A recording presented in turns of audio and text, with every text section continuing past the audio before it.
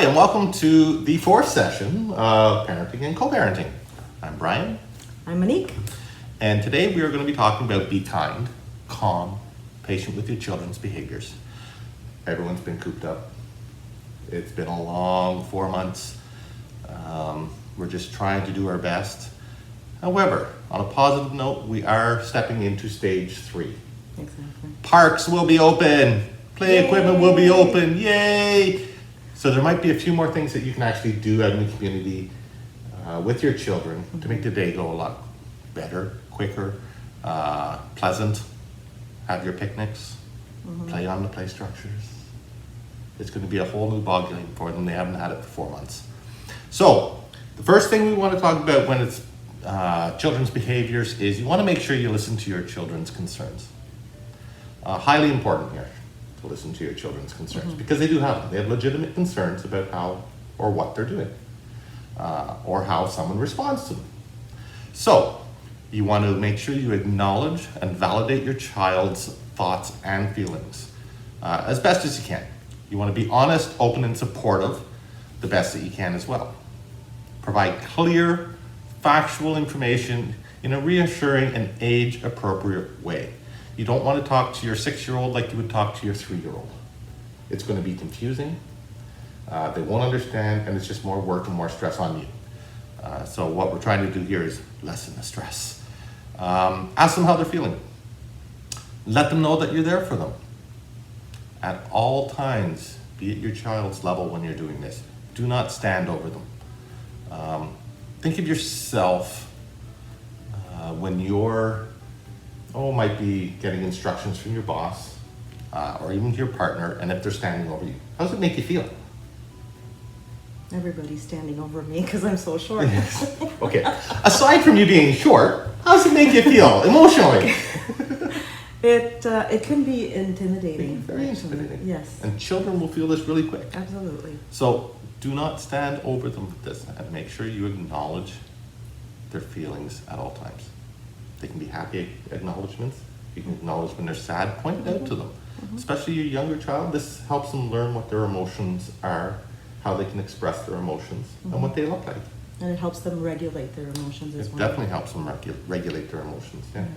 So encourage positive behaviors. Children are much more likely to do what they're asked if they're given positive instruction and praise for their efforts. Try not to set yourself up when asking children to do something. Be mindful of the number of commands or steps that you're giving your child. So too many things said can result in things being forgotten.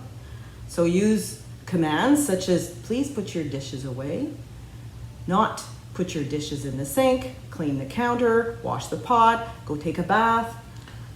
Depending on their age. It's a lot of commands. So depending on their age, they will forget what the second and third command is, creating what you may think is defiance and non-compliance.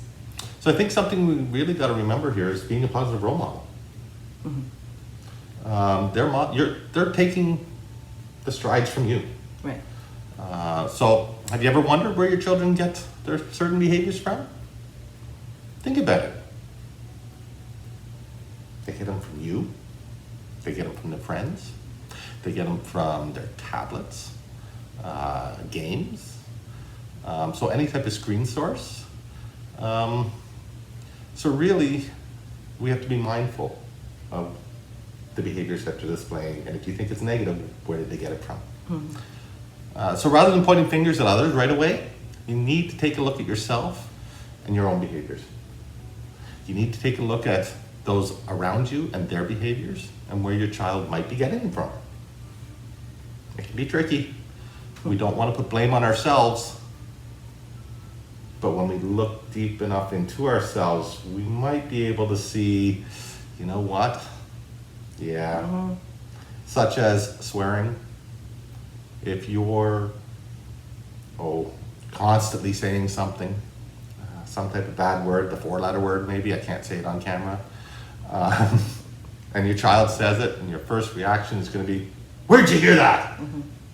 Well, guess what? They probably heard it from you. Right. Or getting angry, slamming things, Yep. slamming doors. Yep. So being a positive role model also means if you are giving commands to your children to pick up after themselves or that, when you say, put your shoes in the closet, and they come back to you and say, well, yours are at the door. Where do you want them to put their shoes? They're going to put them at the door. It's a tripping hazard. You need to role model. So you want to model healthy and positive behaviors because children learn almost everything by watching what other people do, especially you. You're their mentor. You're their parent. You're the one they love. They're going to want to model the behavior after you. Yeah, so take a look at yourself and be honest. Be true. Mm-hmm. And then take steps to calm down before you react. Children may respond to stress and anxiety by acting out. They need you the most when they are misbehaving. They need your help to regulate their emotions. Yeah, they don't recognize it's misbehaving. Exactly. Before you respond, take some deep breaths or count to 10. You know what I like to do though? Try to do the alphabet backwards. It's hard. And when you try to do the alphabet backwards, you have to start thinking. So you're forgetting the stress. Right. It's taking your mind off of it and it brings you back into a better spot. Try it. Z, Y, W. X. No, X. See? So right away, Yeah. So it's taking already your mind I've forgotten off. what I'm saying. Yeah, exactly. It takes your mind off of things. It really does. It works. It works. So staying calm helps you stay in charge of the situation. If you have to, and your child is in a safe environment, take a step back from the situation to regain your composure. Very important. Always, always reassure your child that you will be right back. That's also very important. Respond in a calm and thoughtful way and redirect your child's attention to a good behavior. Remember, most behaviors in our young children, especially 0 to 3, are not done on purpose. They don't know any better. They don't. So when dealing with behaviors from your 0 to 1 year old, use redirection and distraction. Works almost every time. Trade toys, change games or settings, keep your child busy in a healthy way. And when you're dealing with your 1 to 3 year olds, it's still similar. Redirection, distraction still works. But you really need to remember your child's age at this stage. Most children tend to be exploring, not misbehaving. They want to explore their environment. It's a need. It's a need. It's learning. Absolutely. As parents, we need to teach and guide our children. And to help with this, here's a few helpful tips. Establish limits. Crucial. You don't want to go overboard with things. You also don't want to squash your children's creativity, imagination. So establish limits, which means your times, when they can do certain things, and try to stick to them. You want to avoid punishment at all times. Absolutely. Praise, praise, praise, praise, praise. You always have it. You always have the words. Avoid punishment. Remember, they're exploring. They're not intentionally misbehaving. Help them out as much as you can. Don't leave them to do things on their own because they're going to try doing something new. They've seen you bake in the morning and they want to go into the flour and try to bake, try to mimic what you were doing. And what's it look like to us? That they're doing it on purpose to get into trouble. They're not. They're following what you did. They take you as the role model.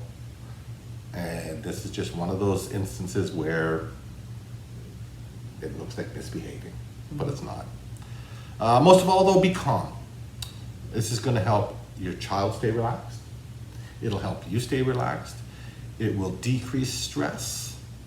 And it'll keep you focused on what needs to be done. And again, praise, praise, praise at all times. Exactly. And then 3 to 6 year olds, continue to teach and show your child through example. Maintain a firm but friendly attitude.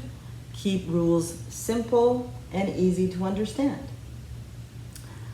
Praise and reward with actions such as hugs and high fives. Positive behavior as much as possible. And you know what? Have your child reflect with you. The behaviors you're seeing in your child, in a friendly way. The more they can partake in this, the better the outcome can be. So meaning that you're down at their level, first of all. So it's eye to eye. Don't stand over them. We've already said that. Yeah. Use words that they understand, and have them help you come up with solutions. If you're part of the solution, what are you more apt to do? Follow through. Follow through. Exactly, because it gives them some sense of control. They still have control over. And pride. Exactly. It boosts their self-esteem. Mm-hmm. So the more you can do this, the better it is for you and your child. Because what do we all want? Less of a stress, less stress within our home. And the more we can help our children do this, the less stress there is on us. Less stress there is on us, the less stress we put on our children. And everyone can go about their day and be happier, be friendly, and have fun. Enjoy each other. It's a good way to enjoy each other. Mm-hmm. Yeah. So that's it for today. Thank you for joining. Again, if you have any questions, you can always email, Facebook, Twitter, text. You have our numbers, and we'd be happy to answer your questions if you have any. Thank you, and we will see you next week for part 5. Bye. Bye, everyone.